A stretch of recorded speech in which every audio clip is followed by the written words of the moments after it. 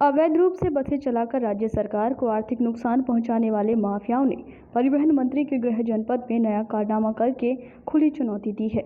बस माफियाओं ने फर्जी कागजात तैयार करा, बगैर जुर्माना अदा किए ही 3 बस डिपो से छुड़ा कर ले गए।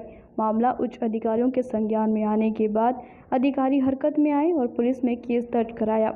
अब सिटी थाना पुलिस मामले की जांच कर रही है। Haryana roadways Ballabhgarh bus depot के जीएम राजीव नागपाल ने पुलिस को दी शिकायत में कहा है कि 9 मार्च 2021 को जिला परिवहन अधिकारी ने बस नंबर UP 80 ET 4016 का चालान कर 60,000 रुपया जुर्माना किया था। इसके अलावा UP 80 ET 2740 का 10 मार्च को चालान कर 60,000 रुपये जुर्माना किया। 12 मार्च को बस संख्या UP 80 BT 1212 का चालान कर 50,000 रुपये जुर्माना किया था।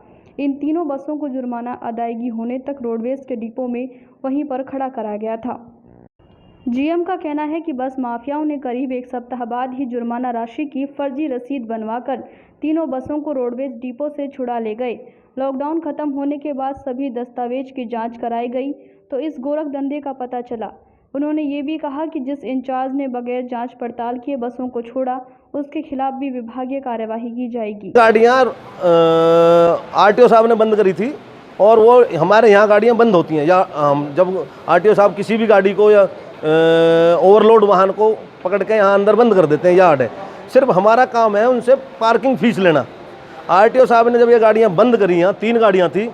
एक तो थी UP 85 है, 81 1212 है, एक है UP नंबर ये UP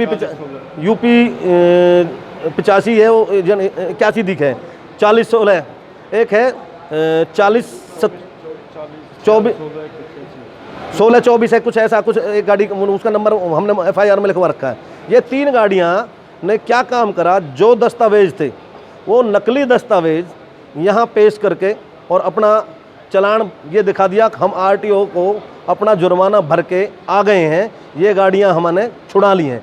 तो रोडवेज के जो यहाँ कर्मचारी थे हमारे यार्ड में, उन्होंने सिर्फ कागज़ देके और उन्होंने फ़ोटोकॉपी लेके वो एक कॉपी अपने पास रख ली और वो गाड़ियाँ छोड़ दी। तो हमें पता जैसे ही लगा, GM साहब ने हमने टीम ने मिल के ये पता लगा जब हमको अब ये गाड़ियाँ सिर्फ और सिर्फ फर्जी दस्तावेज़ों से छूटी हैं, गुप्त रूप से जब हमें सूचना लगी तो हमने RTO साहब के साथ में मीटिंग करी। मीटिंग के तहत हमने जो पकड़ने का अभियान चलाया और उस अभियान के बीच में ये हमारे हाथ एक गाड़ी लगी जिसका नंबर जो अंदर खड़ी है, जो 4016 नंबर गाड़ी है, वो अंदर खड़ी हुई है। तो ये है जी, बाकी 2 गाड़ियाँ हमने उसका मुकदमा दर्ज करा दिया। RTA से वो कागज़ चेक करा के अगर ये असली है कि नकली है, तो वहाँ से वो फर्जीवाड़ा पाया गया है। तो RTO साहब ने जब ये कह दिया कि ये गाड़ियाँ दस्तावेज नकली हैं चालान के, तो फिर हमने सिटी बल्लभगढ़ में ये मुकदमा दर्ज करा दिया है।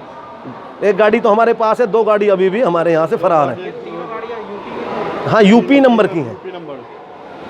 तो ये गाड़ियाँ जो चल रही हैं, इको भी आपको अंदर खड़ी हैं, कहीं किसी पे कुछ लग रहा है, कोई किसी का मार्का लगा के चला रहा है, कोई किसी का मार्का लगा के चला रहा है। तो मैं ये कहना चाह रहा हूँ आज की मौजूदा सरकार से, ऐसी बातों को ध्यान में रखते हुए माननीय परिवहन मंत्री जी हमारे यहाँ घर के हैं, हमारे नज़दीक हैं, और उनकी नाक के तले ऐसा अवैध अभियान चल रहा है। RTO साहब आते हैं, गाड़ियाँ भाग जाती हैं रोड पे से। ऐसा कोई मुकम्मल कोई चलाया जाए और रोडवेज की सुविधा को देखते हुए रोडवेज की बसें वहाँ लगाई जाएँ जनता के लिए, ताकि ये प्राइवेट को टाइम ना मिले। तो परिवहन मंत्री जी, माननीय मुख्यमंत्री जी, रोडवेज के बेड़े में बसें भी बढ़ाएं और ये जो प्राइवेटेशन है इसको कैसे काबू किया जाए, इसके लिए नई रणनीति बनाएं।